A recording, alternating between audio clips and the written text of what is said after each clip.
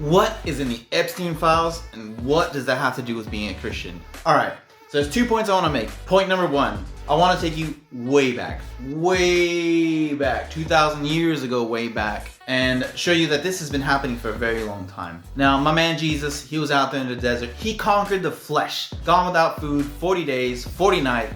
He was ready for whatever. But then the devil comes to him in his weakest moment and he says something very revealing. The devil took him up on an exceedingly high mountain and showed him all the kingdoms of the world and their glory. And he said to them, all these things I will give to you if you will fall down and worship me. What's he saying right here? Well, very obviously what he's saying is that he's the king. He's the boss. He's the one in charge. The devil is the one at the head of all these governments, all these kingdoms. He's the one at the top. And there's very, very powerful people whom we are seeing in these Epstein files named doing some horrible stuff. Now, I don't want to get into the allegations, and I don't actually know what happened, but what we do know is that some of the most powerful people in the world have been participating in some horrible things on that island and probably in a lot of other places too.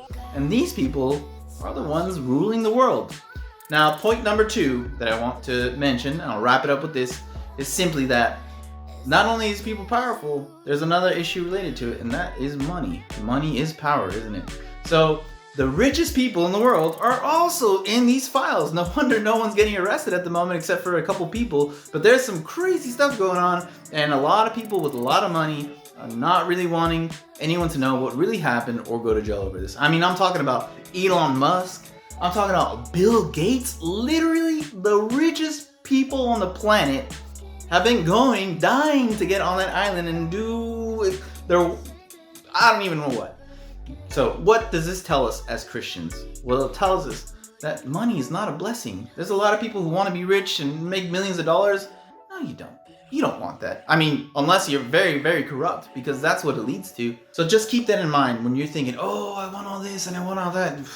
The richest people in the world, they get into some terrible things. Now, point number 1, again, just to wrap it up. Point number 1, the devil's in charge of the kingdoms of this world. He's the man at the top. The people at the top probably know this, and we don't want to go there. Point number 2, getting filthy rich, you don't want that. That's not what you want. Jesus said, blessed are the poor, woe to the rich.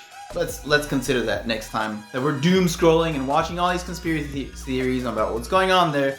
Well, there's some stuff that's going on that's relevant to us as Christians. So now we need to consider that.